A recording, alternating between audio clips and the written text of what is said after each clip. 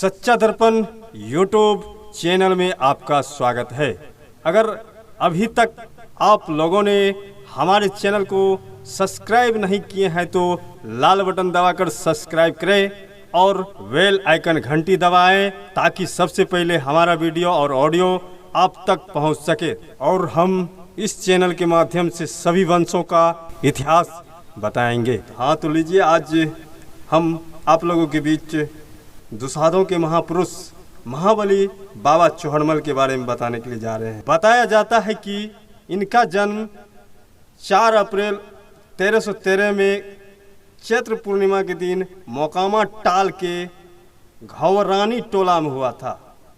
लगभग 120 वर्ष के बाद 1 नवंबर 1433 को इनकी मृत्यु हुई थी।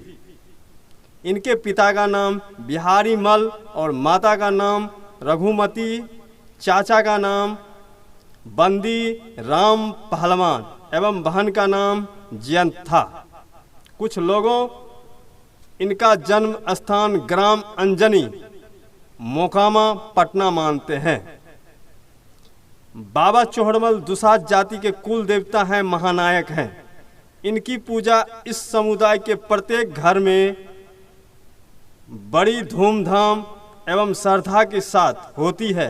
शादी विवाह, पर्व त्योहार और अन्य किसी विशेष अवसर पर इसका विशेष आयोजन किया जाता है। राम जी सिंह उक्त गांव के स्थानीय जमींदार थे और उच्च जाति भूमिहार वर्ग के थे। इनके बेटे का नाम अजवी सिंह एवं बेटी का नाम रेशमा था। अजवी सिंह एवं चौहड़मल वहीं के स्थानीय पाठशाला में एक साथ पढ़ते थे। दोनों में गहरी दोस्ती थी, दोनों गुरु भाई थे। चौहड़मल का अजवी सिंह के घर बराबर आना जाना था। ऐसे में रेशमा का नज़र चौहड़मल पर पड़ी और वह उनका खूबसूरत एवं स्वस्थ शरीर देखकर मोहित हो गई। वह उनके प्यार में पागल थी और उसने हर हालत में उन्हें पा लेने का प्रण किया। चौहड़मल माँ दुर्गा के उपासक थे। वे नियमित रूप से उनकी पूजा अर्चना करने के बाद ही कोई काम करते थे। कहा जाता है कि माँ दुर्गा ने प्रसन्न होकर उन्हें एक तलवार एवं ढाल प्रदान की थी। साथ ही वह वरदान भी दिया था कि जब तक यह तलवार एवं ढाल उनके साथ हाथ में रहेगी, कोई भी दुश्मन उन्हें पराजित नहीं कर सकता।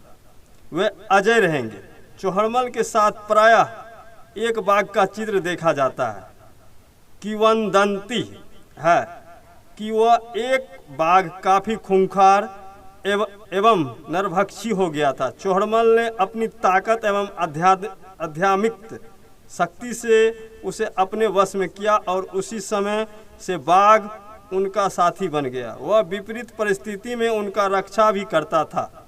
चौहड़मल मोकामा के टाल चाराडीह के अखाड़े में नियमित रूप से कुश्ती लड़ते थे। वे अस्त्र शस्त्र का संचालन, खेलकूद, व्यायाम का भी प्रतिदिन अभ्यास करते थे। वे बड़े बलशाली पुरुष थे। बाबा चौहड़मल के संबंध में जानकारी का मुख्य स्रोत रेशमा चौहड़मल लोकगीत है, जिसे रेशमा चौहड़मल के नाम से जाना जाता है। दूसरा नाम चौहड़मल है, जिसे इस लोकगीत के प्राय लिया जाता है। इसे प्रेम प्रसंग गीत के माध्यम से गाया जाता है एवं नौटंकी के द्वारा रंगमंच पर प्रस्तुत किया जाता है। इसे मुख्य स्त्री पुरुष पात्र दुसाध जाति के ही होते हैं। इसकी भाषा स्थानीय लोक भाषा है, जिसे दर्शक एवं श्रोतागण बड़ी सुगमता, सरलता एवं सहजता से समझ लेते हैं। इसमें प्रेम प्रणय के साथ साथ चौहड़मल के साथ हुई घटनाओं का बड़ा मार्मिक, मनोहरी एवं मनोरंजन चित्रण तथा विखान मिलता है। जातीय देवता राजा की कहानी और गरीबों के संघर्ष का इतिहास भी इसमें सन्निहित है। अमूमन हर लोकगीत का आधारित जातीय होता है, जिसमें उस जाति के सामाजिक उत्पीड़न, आर्थिक शोषण एवं राजनीतिक वंशगतियों की गूंज होती है। इस लोकगीत में ये सभी विशेषताएं कूट कूट कर भरी हुई है।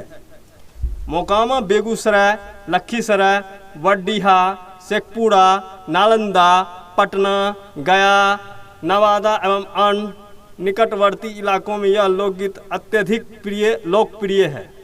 इस इलाके में भूमिहार जाति का बहुतायत है। यहाँ सामाजिक गतिरोध, आर्थिक विषमता, जाति शोषण, ऊंच नीच, भेदभाव बहुत अधिक है। जहाँ जहाँ भूमिहार बहुल क्षेत्र है उन इलाकों में इस लोकगीत के प्रस्तुति के क्रम में कलाकारों के साथ मारपीट की घटना भी हुई है। उन्हें अपमानित किया जाता है एवं दोबारा प्रस्तुत नहीं करने की चेतावनी दी जाती है। आप सभी को हमारा वीडियो देखने के लिए धन्यवाद।